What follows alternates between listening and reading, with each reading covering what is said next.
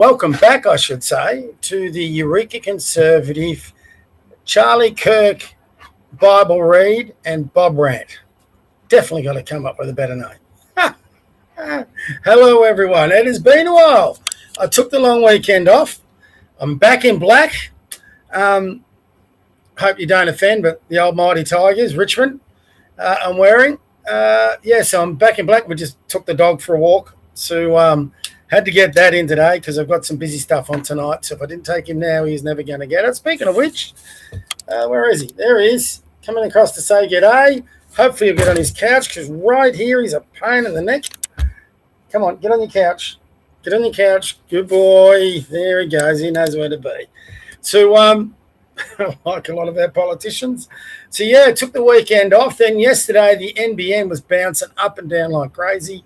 So I didn't want to do any streams. So I had to sacrifice this stream yesterday and my weekly podcast. I'll be doing that tonight at 8 o'clock. And touch wood that we don't get any bouncing. Bloody NBN, Malcolm Turnbull. Kevin Rudd and Malcolm Turnbull, the birth child of them. So, sadly today, I have got quite a lot of these Bible reads to catch up on. 5 days worth. So you're going to have to bear with me. And then we get into some good rants. All right, so I need a bit of holy redemption before I start those rants. And the current theme is life based on forgiveness. I think I'm going to need a bit of that. The Pharisee and the tax collector, Luke 18:9 through 14. Jesus takes his audience by surprise with his parable against the self-righteous Pharisee in favor of the tax collector who owned up to God about his sin. Jesus also told this parable to people who were sure of their goodness and despised everybody else.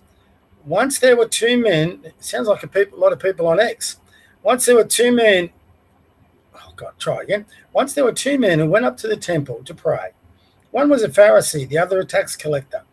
The Pharisee stood apart by himself and prayed, I thank you, God, that I am not greedy, dishonest, or an adulterer, like everybody else.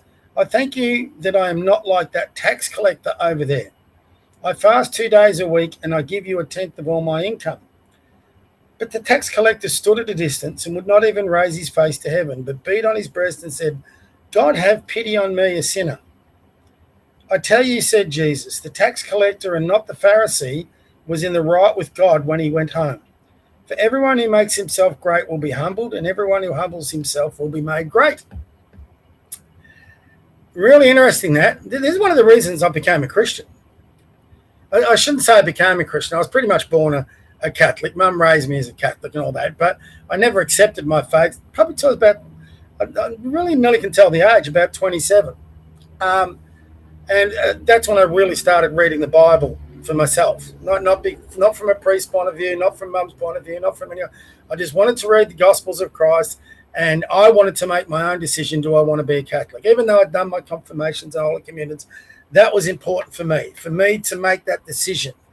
And I got that from one of my vice principals at school in my last year of school, year 11. Back then, that was the leaving certificate for all you. You leave school at year 11, get a good job. Couldn't do that now. That's how old I am. But anyway, he gave us a fascinating talk one day in homeroom period. And this is the vice principal of a Catholic school. And he just simply asked, who's done their confirmation? Do you understand what it was about? Blah, blah, blah. And we thought we were just going to get a normal religious education thing. And he said, yeah, that's ridiculous. The church should make you do it that young. You should do it when you've lived a bit of life and you know what you're about. And never a true word's been spoken. It was one of the most fascinating discussions we ever had. I wish I could meet him and thank him one day. Don't know whether he's still kicking. He'd be quite a bit older than me. So, but it was just a fascinating conversation, and he was 100% right. You've got to make your own decisions on your Christian faith and whether you have belief in it. So, anyhow, but despite the way I come across on my X platform, I know sometimes I can be a bit brash and seem a bit cocky. I think in front of God, I'm a pretty humble person, because I'm the first one who admits I'm a sinner, and it bothers me every day whether I'm doing enough to satisfy what God wants me out of me. So, don't know about you, but that's me. Anyway, Luke 19, 1 through 10. Jesus and, oh God, I don't know if I can pronounce this. Jesus and Zacchaeus Everyone loved to hate tax collectors. God, they're getting a run today, who were popularly held to be traitors. And so it was scandalous for Jesus to go to Zacchaeus' home. He must be the tax collector. Jesus went on into Jericho, and passing through, there was a chief tax collector there named Zacchaeus, who was rich. He was trying to see who Jesus was, but he was a little man and could not see Jesus because of the crowd. So he ran ahead of the crowd, climbed a sycamore tree to see Jesus, who was going to pass that way. When Jesus came to that place, he looked up and said to Zacchaeus, "Hurry down, Zacchaeus, because I must stay in your house today." Zacchaeus hurried down and welcomed him with great joy. All the people who saw it started grumbling. "This man has gone as a guest to the home of a sinner." Zacchaeus stood up and said to the Lord, "Listen, sir, I will give half my belongings to the poor, and if I have cheated anyone, I will pay him back 4 times as much." Jesus said to him, "Salvation has come to this house today, for this man, who was also a descendant of Abraham, the Son of Man came to seek and to save the lost." So in those two passages, he's talking about your everyday person that's looked down upon, frowned upon. A lot of us, the politicians look down at us, but it's not just politicians. If you don't have a lot, rich people will look down at you. If you do a sort of profession that's not highly graded, people will put you down. Christ won't. So he'll always be in your corner. And God knows why he's always in my corner sometimes. I'm still trying to figure that one out. The new life in Christ, Ephesians 4:26 through 32. Paul appeals for a radical change in the lives of his readers, in their thoughts, speech, and feelings. They should also be forgiving towards each other. If you become angry, do not let your anger. This is pretty appropriate for today, these times. If you become angry, do not let your anger lead you into sin, and do not stay angry all day. Don't give the devil a chance. The man who used to rob must stop robbing and start working, in order to earn an honest living for himself and to be able to help the poor. Do not use harmful words, but only helpful words, the kind that build up and provide what is needed, so that what you say will do good to those who hear you. And do not make God's Holy Spirit sad, for the Spirit is God's mark of ownership, and you a guarantee that the day will come when God will set you free. Get rid of all bitterness, passion, and anger. No more shouting or insults, no more hateful feelings of any sort. Instead, be kind and tender-hearted to one another, and forgive one another as God has forgiven you through Christ. Hey, I'm going to need a bit of forgiveness there, I think. That's why there's a lot better people out there than me. I always say, I'm a poor Christian. There's a lot of very good Christians that would follow that commandment.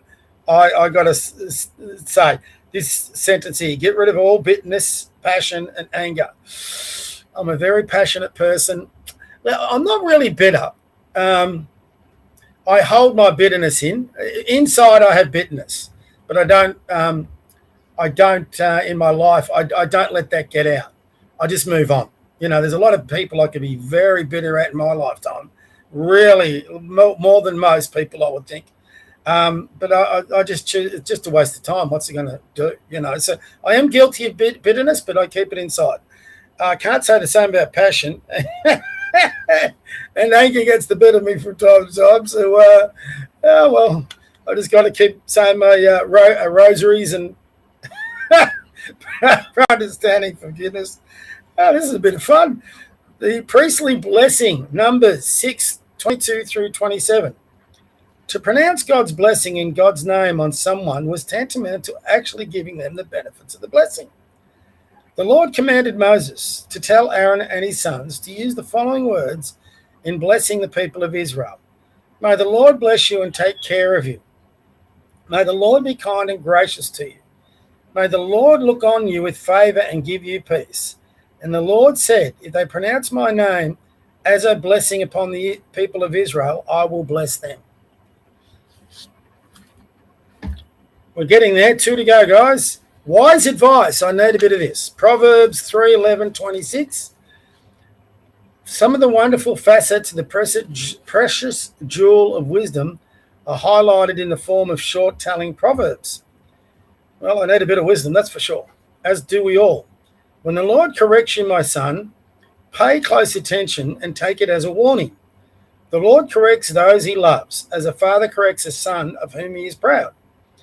Happy is the man who becomes wise, who gains understanding. There is more profit in it than there is silver. It is worth more to you than gold.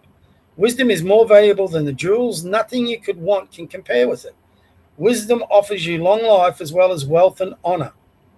Wisdom can make your life pleasant and lead you safely through it. Those who become wise are happy. Wisdom will give them life. The Lord created the earth by his wisdom. By his knowledge he set the sky in place. His wisdom caused the rivers to flow and the clouds to give rain to the earth. Hold on to your wisdom and insight, my son. Never let them get away from you. They will provide you with life, a pleasant and happy life. You can go safely on your way and never ever even stumble. You will not be afraid when you go to bed, and you will sleep soundly through the night. You will not have to worry about sudden disasters such as come on the wicked like a storm. The Lord will keep you safe. He will not let you fall into a trap. I agree with that. Wisdom is a precious thing. It's probably, forget all the wealth and gold and silver, like it says. If you live a life with the wisdom, you're going to be wealthy anyway, in regards to money and without it. So I wish I had a little bit more wisdom in my time. So I wish our politicians would have had a little bit more wisdom. We'll get on to them in a minute. God will give his people victory. Isaiah 26, 1-9. In the middle of their troubles, Isaiah the prophet encouraged God's people to place their trust and hope in the Lord God rather than in military might. A day is coming when the people will sing this song in the land of Judah. Our city is strong. God himself defends its walls. Open the city gates and let the faithful nation enter. The nation whose people do what is right. You, Lord, give perfect peace to those who keep their purpose firm and put their trust in you. Trust in the Lord forever, as he will always protect us. He has humbled those who were proud. He destroyed the strong city they lived in and sent its walls crashing down into the dust. Those who were oppressed walk over it now and trample it under their feet. Lord, you make the path smooth for good men. The road they travel is level. We follow your will and put our hope in you. You are all that we desire. At night I long for you with all my heart. When you judge the earth and its people, they will all learn what justice is. I reckon that last paragraph is very, very relevant to Australia, as much as all my atheist and non-Christian friends would say.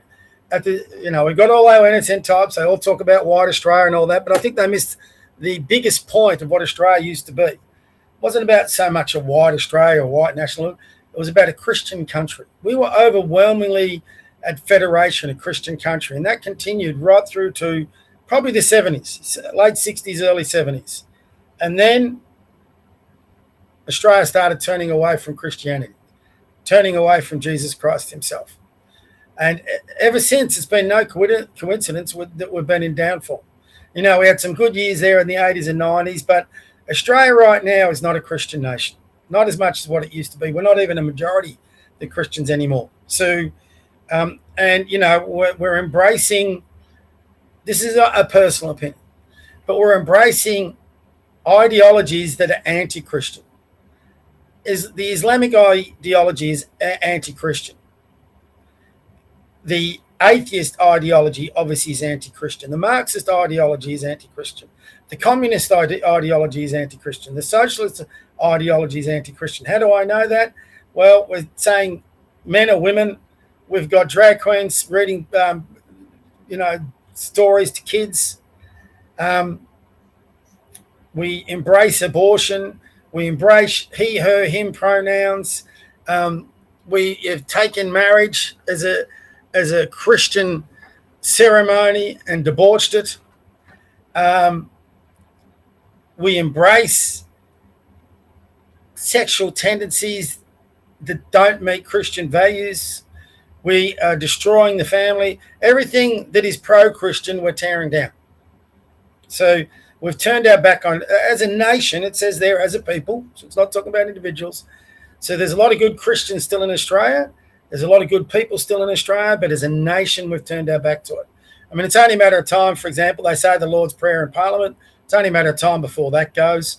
every politician used to swear an oath on the Bible. They now swear it on the Quran or whatever God knows else they put on there. And if you took a poll of all the politicians that we vote into Parliament, the vast bulk of them would be opposed to Christianity. That's my bet. Could be wrong, but that's my bet. So, yeah, very appropriate. And, but since we turned away from him, everything's gone to the shitter. Maybe, just maybe, we need to turn back to him in a big way. Don't see where that's coming from. My dog's annoying me. He's got off the couch 3 times. That means he's not happy. Anyway, he's going to have to be not happy for a little bit longer. So I haven't even got to my rant. That was just the Bible read. So, rant time. So it's been 5 days. God, a week is a long time in politics, isn't it? The Liberals and National split. I don't know whether you pronounce that Lee or Lay. Let's say Lee. It sounds nicer for a woman. Let's say Lee's under all sorts of pressure. Now there's some dickheads challenging Little Proud. And One Nation is surging.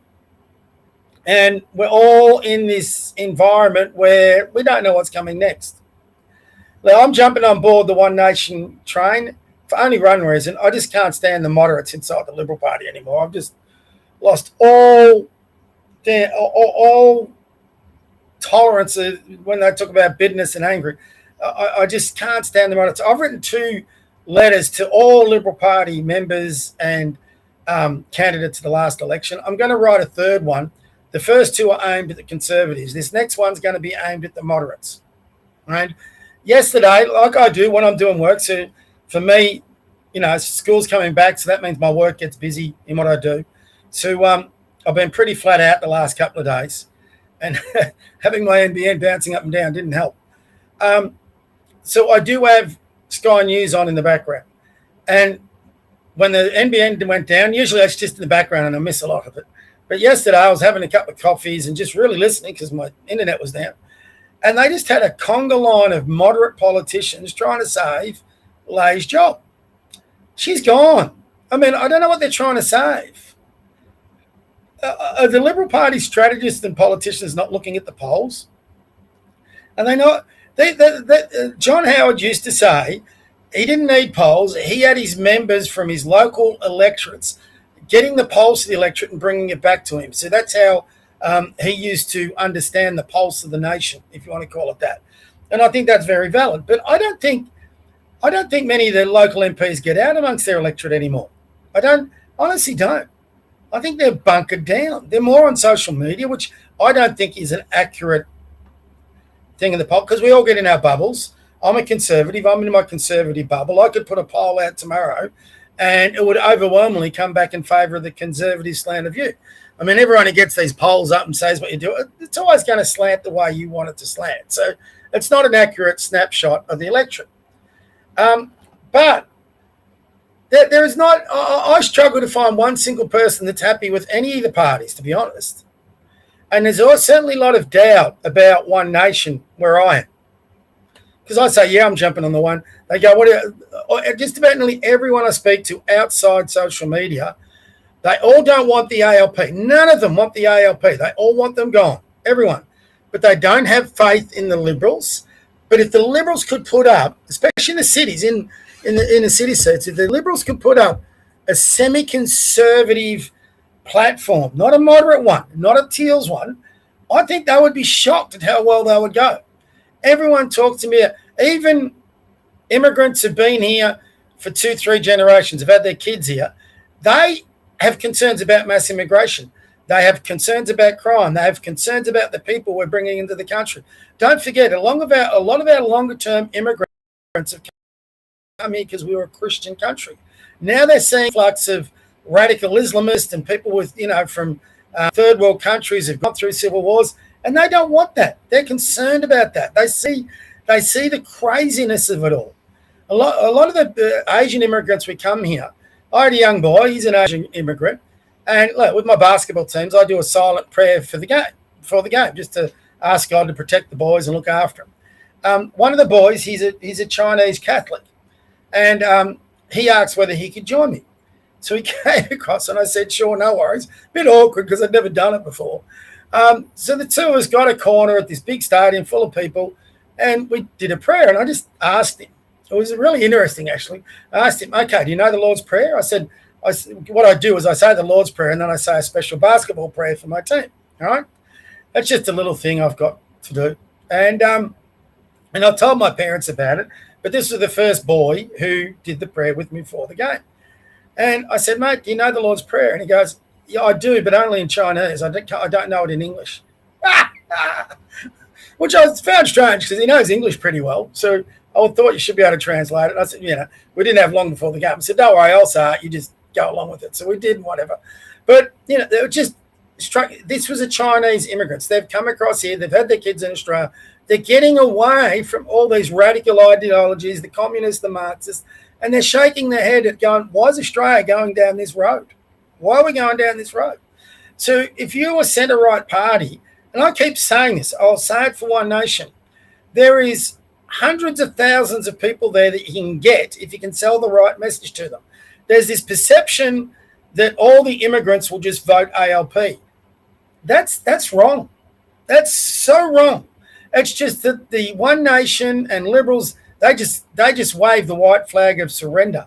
If you put a decade into those immigrant families, they all are very big on their faith. They all are very big on family.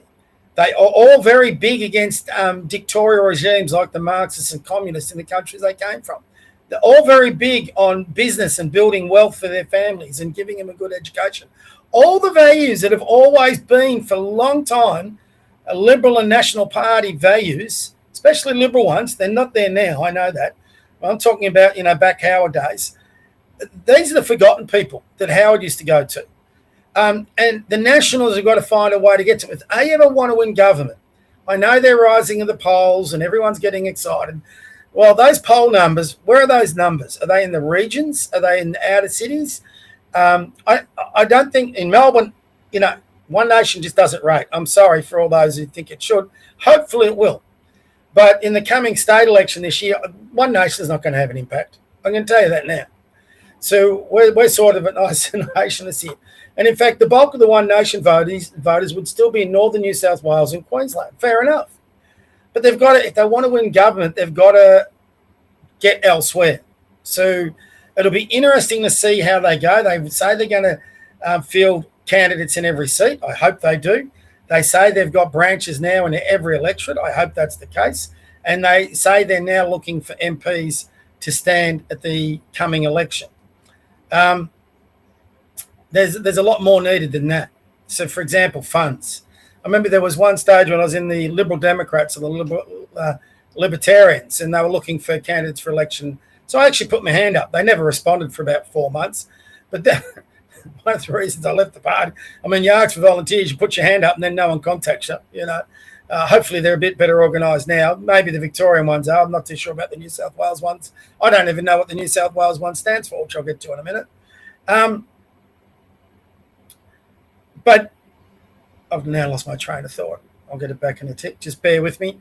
So, yeah, they need to raise funds. You can't expect people to go in and put their own. I don't have the money to put my money into a federal campaign for a seat. That's a lot of bucks to be able to put into that one, especially when you consider what they would spend on others.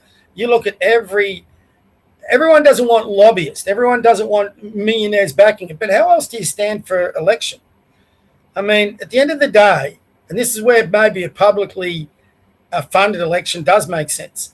Every election, especially where I am, just south of Tim Wilson's seat. So I just catch between Tim Wilson and we got that idiot who was the Attorney General for the ALP. He's not now. But he's my representative, not that he does much. Can't remember his name. It'll come to me. But Tim Wilson, I drive around a lot in Tim Wilson's seat. And you had Tim Wilson, that silly teal, can't remember, for Goldstein. And the amount of call flutes and banners and all sorts of stuff, no single person could stand for an election unless they had that machine behind them. And that needs funds, it needs volunteers, it needs the whole thing, it needs fundraising. And it's going to be interesting. If we get to the next election and the polls keep going as they are, the Liberals will lose every seat. They will lose so much funding. They will lose so much backing. They will lose so many volunteers. And yet they continue to support Lee. they're basically signing off on a political suicide note. It is beyond bizarre to watch that they're backing up, and some of the stupid stuff they're saying to back up. So listening to it all yesterday and seeing the people come out, and I'm going, you know what? Maybe the Liberals and the Nationals deserve to get wiped out. So if they are going to come back, at least they got a clean slate. You know, now whoever gets in control, I actually hope they don't get wiped out. I hope they're left with 5 or 6 seats, and they've left with some good ones. And then they can actually start with these branches to rebuild and get better candidates. Get rid of these bloody moderates and bring conservative candidates back in their ranks. Then maybe in 10, 15, 20 years, maybe long after I'm gone, they might be able to mount a comeback. Who knows? Things can happen very quickly in politics. It can take one election cycle, but it is going to be very hard as a minor party. You ask any of the minor parties, you don't have the same funding, the same volunteers, the same people, and they're talking decades, which I think is kind of silly, because if you've got to wait decades to bring about change, that change ain't coming, because the others will beat, your numbers will go down. You can't go decades. You're going to have ups and downs in the political cycle, and when you're up like One Nation is, you've got to be ready to grab it. Simple as that. I hope One Nation are ready to grab it. Speaking of politics, state politics. I cannot believe the Liberals have just re-elected one of the biggest imbeciles I've seen in politics, state or federal, as their deputy leader. I mean, what is wrong with this party?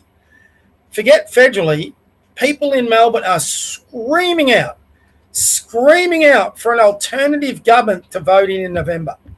But they hold back. And One Nation, for example, federally, for this reason, needs to be careful. They're getting a lot of people simply because they've given up. This is one last point on the federal One Nation. Simply because they've given up on finding hope in the Liberals and Nationals. Now, I think if they're like me, they aren't convinced yet about One Nation.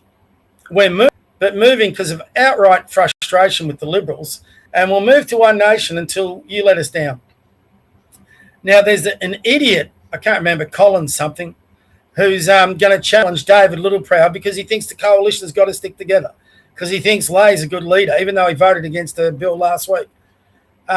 He thinks Littleproud is going in. I actually think Littleproud's served with some integrity, as has his national MPs.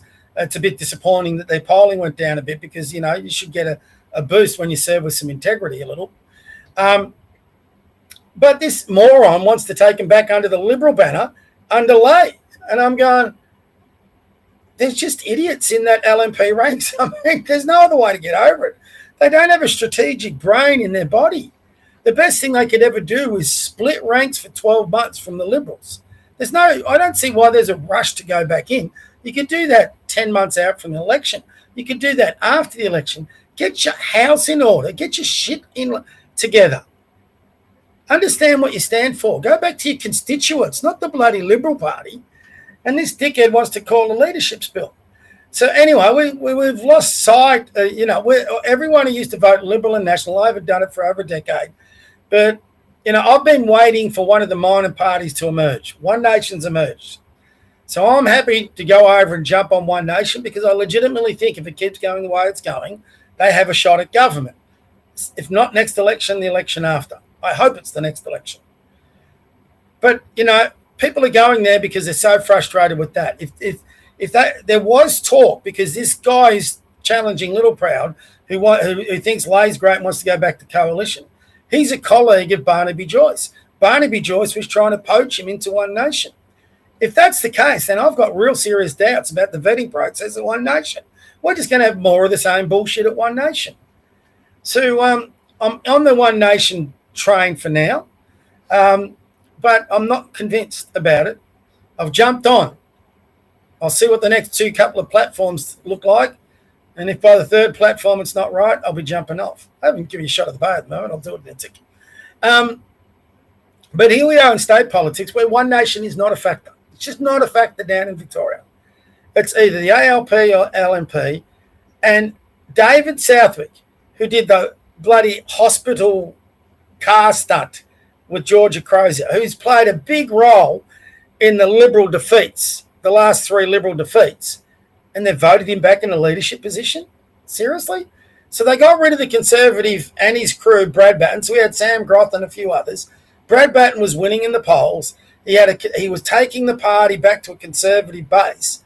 They gave him the arse, and now they've brought that stupid moderate David Southwick back in. Now, yesterday I got hit because I was critical of Jewish leadership because they were asking for harsher hate speech laws. They also lobbied the ALP to bring about the current hate speech laws we got. Now, not all the organisations did. In fact, AGA, the Australian Jewish Association, didn't, but the rest of them pretty much did. And because I made that criticism, I got accused of two idiots of being an anti-Semitic, which anyone who's followed me knows I've defended long and hard the Jewish community. I've fought against NSN. I've fought against the radical Islam. So call me anti-Semitic all you like. Anybody can look at my feed and see that's not the case, and you're all full of shit. But one problem the Jewish community has too is their leadership.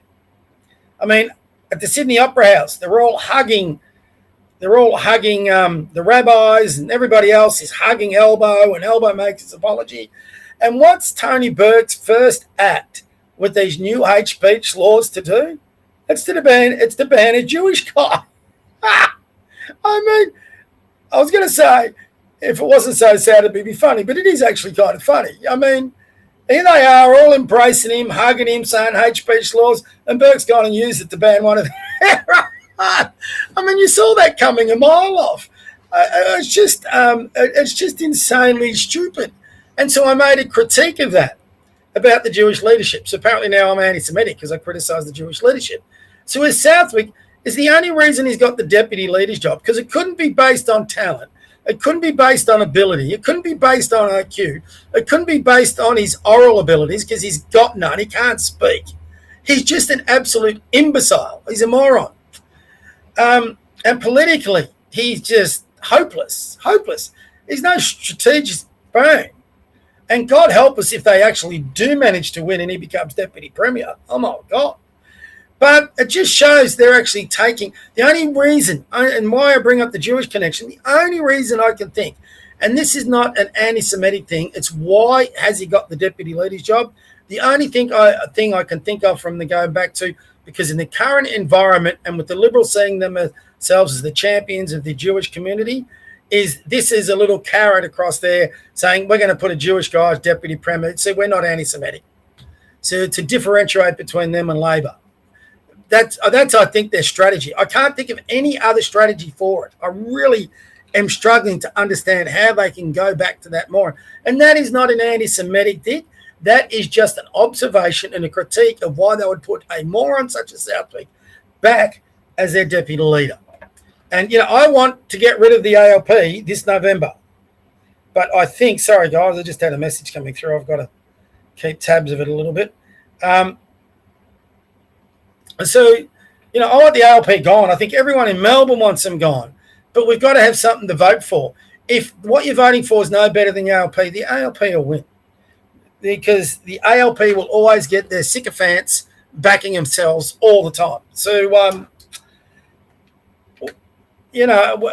I just hope the rise of One Nation comes on. I hope they say they're going to vet all their candidates from all their electorates. God, I hope they do. They've got to give us some good people to vote for, just not some nuffers. And if some of the speakers that I've heard at these rallies are the type of candidates we're going to get, my God, this country is in so much trouble. We are in so much trouble. I don't think even people in the Liberal Party, I don't think people at One Nation sort of understands the precipice that Australia as a whole is at. We've actually got to get smart people that love this country, that know how they can change the circumstances of this country. That takes a lot of this, a lot. You need incredibly smart people in your ranks. Now, you can have your set of backbenchers who just vote along with you, but let's face it, One Nation don't have a great record at keeping their backbenchers, do they? How many times have people gone in on the back of One Nation and then bailed on? So while I'm on that train, I'm not convinced. And I'm praying to God. I'm using my faith because if One Nation fails, I don't know where to then. I just don't. If One Nation doesn't grab this moment, I don't know where our country goes to then. We've got no one. We've got no one It's a bit of a worry, isn't it, if you think about it? If One Nation doesn't come up to standard, and we're all hoping they will, but if they don't, and there's a fair chance they won't, I hope and pray they do, but don't, where do we go to then? Everyone's cheers of the Liberals and Nationals, totally get that. I'm as frustrated with them as anybody. Do I want them to go extinct? No. We need other vehicles. Even if it's just to support One Nation in their efforts. So ideally, I'd like to see, they've got to have a change of leadership. There's rubbish that Susan Ley can hang on. Oh my God, it's insane. But anyway, all we can do is pray, sort of out our hands. I'm going to write into all of them, but my letter's going to be directly aimed at the moderates. I don't think it'll do anything, but it gets it off my chest. And at least I can say I've written, and at least then I've got receipts. Hey, I did my bit to try and change some minds. It probably won't. I get that. A lot of people, what are you doing? That's not going to make any difference. Well, is marching in the streets going to make any difference? I don't see it making any difference. We've still got the ALP, still got the Greens, we've still got the Communists and Socialists in charge of federal, state and councils. I don't see it making any difference. Dividing the country into hate groups, where whites hate Asians, Asians hate whites, all these ones who talk about mass deportations. I mean, you're taking us down a very dark path. Not everyone, in fact, the vast majority of Australians aren't going to go with you there. So even though they don't want to, they'll still vote ALP because they're not going to push that. And then we get more immigrants coming in. So we're in a very strange place. A lot of people are getting excited by the rise of nation. I am to a degree too. And if they can meet the moment, I'll be even more excited. But I would put some caution onto it, everybody. I really would. Because, like I'll say it again, if they don't rise to this occasion, our country is in a lot of trouble. The Liberals have just decimated themselves over this. I would like to see them bounce back. I don't think they will. I think they've got too many moderates in their ranks. If anything, they'll split again. And I think that would be actually healthy. And the Conservatives and the Nationals can then form their own coalition there if they wish to.